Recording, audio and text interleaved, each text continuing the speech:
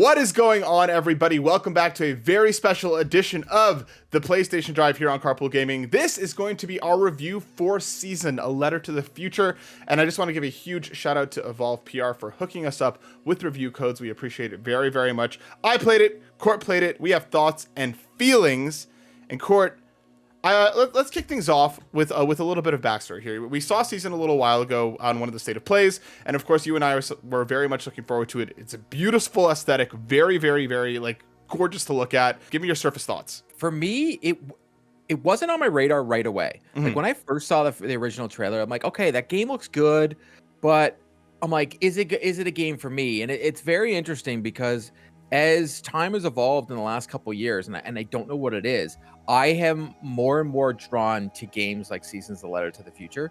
I'm liking these indies that are just based on story, and they're just almost like calming effect, and especially this game.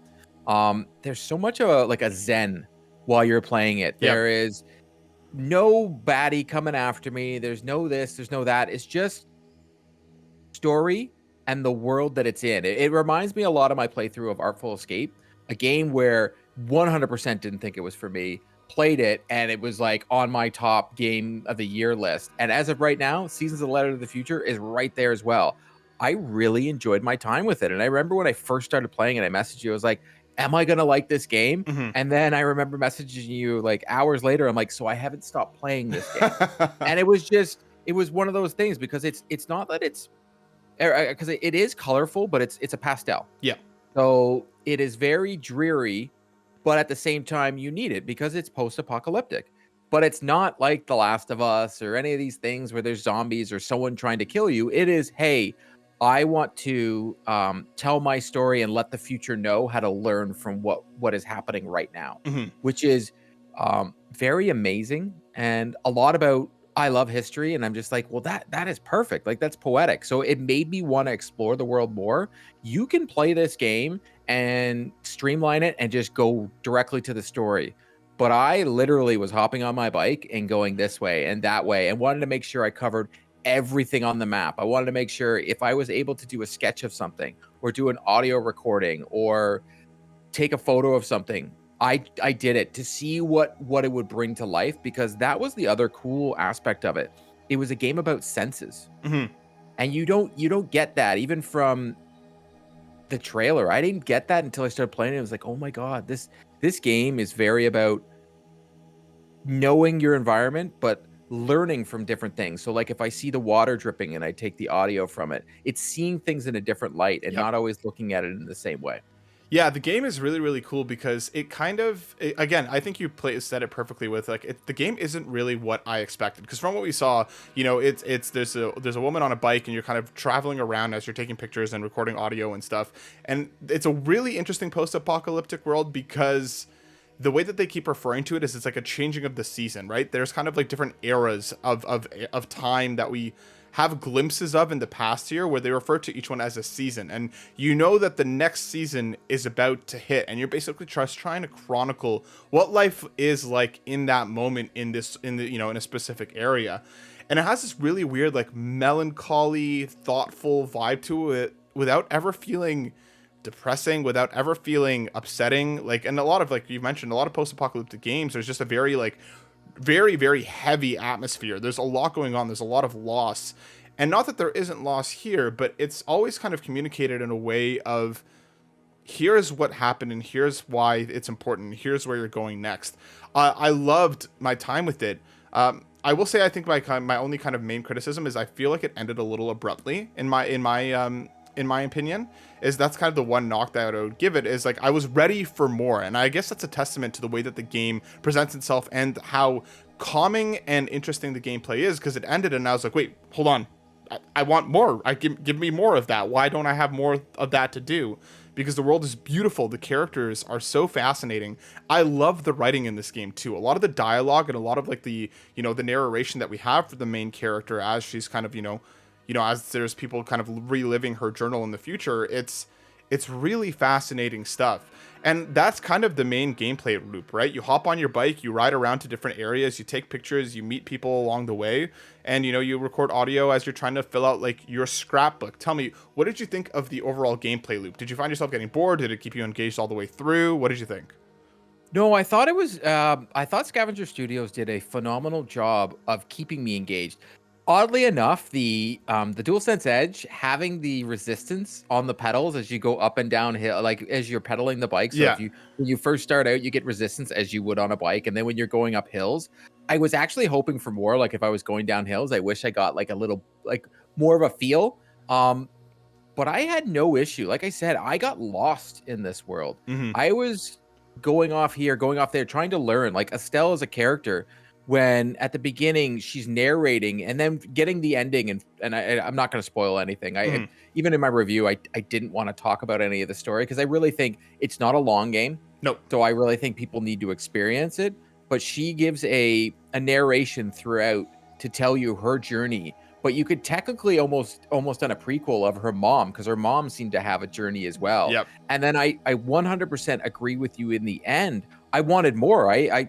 I'm really hoping we get a sequel of this game because we kind of got left with a cliffhanger. I felt. Yep. I really did feel it was a cliffhanger. I'm with you, and like it's just the way that the game ends and the setup for what would hopefully be a sequel is really tantalizing because again, you just want more of it. And like I really loved just exploring this world. Like there's a certain quest line, and like that's the thing. There isn't like dedicated quest lines. You're not really told inherently what to do. They give you a couple guideposts, but after that, it's kind of like figure out what happens or like what do you want to learn more about. Like Question for you: yeah. Did you use the right password on the telephone call? Yes, I did. I did not. Oh, So really? I don't want to. I'm not. I want to talk about it here. I will ask you off air, and you get what your answer is. I screwed up, and Okay. then I'm like, oh no no no no no, no. And then I didn't get it. I'm like, oh no, and I want to know. I didn't get all the trophies. I'm missing one, and Scavenger Studio, please. The fact that this doesn't have a platinum is like one of my biggest gripes. I love the story. I thought the world was great, but as a person who plays PlayStation, there's no platinum in this game. Right. Very weird. But I get it. Like you're making a game, and it's not always about the trophies. But I wish, as Greg Miller's always said, just please make it about the trophies. This needed a platinum. If it had a platinum, I would have replayed it just to get that one trophy I missed. I know, and that's the thing. So I think my playtime was somewhere around 5 hours. Would you say that yours was similar? Just over 6. Oh, just over 6. Okay. I really explored the living daylights out of this game. Yeah, I think that's what kind of caught me by surprise is that like I thought I explored a lot of it, and then I was looking up stuff online after. I was like, I didn't even meet that character. So there is a lot there. Like you can finish the game without doing and seeing everything if you're not really spending your time. And like I said, I spent a lot of time like biking around with one of the characters that you meet because he's like, I want to show you around. I'm like, please do, let's continue. And there's a lot of like really interesting plot threads. There's talk about a war that's passed. There's talk about what's going to happen in this next coming season and how that it kind of affects life for everyone. And I found that it was a really relaxing experience. I really loved my time with it, and I just want more from it. Like that's just kind of where I'm at right now. Is I had such a wonderful time with it, and the game was so beautiful. Every every vista, every piece of environment looked like it could have been like a watercolor painting. It was like I really, really, really loved this game, Court, and I'm glad we got to play it. Closing thoughts, Court. What do you want to leave with folks as they journey into season, or what would you want to tell them to go jump on this? Honestly, for me, this is a don't miss for the year. I have a funny feeling it will be, as of right now, it's the best indie game I've played. It is in my top 5 of games that I've played this year. Well done, Scavenger Studios from Montreal, Quebec. Go Canada right there. But support your indie developers. Please, please. That is my final thought. This game is phenomenal. It tells a great story. It has lots of hidden meanings. I'm not going to go into the whole meanings of everything with the gray people. Like there's a lot of stuff that goes on in this game. It needs to be played. It needs to be highlighted. It needs to have everybody get a chance to have some fun with this because we all get stuck in these AAA games. And then a game like this comes along and we'll have it in the conversation, but it just gets compounded by they're like, well, yeah, but I like this. And like all they're doing is fighting about who likes this AAA game. But when a game like this comes along, I just wish everybody could get it. This is a game where to be totally honest with you, I wish was just like Stray, Hmm. and it came to PlayStation Plus, so then everybody would play it, and then Yep. we'd all get to enjoy it. Yeah. Unfortunately, that's just the way I look at it, because Stray it's a great story, it was a great game, and I truly think it benefited from being on PlayStation Plus.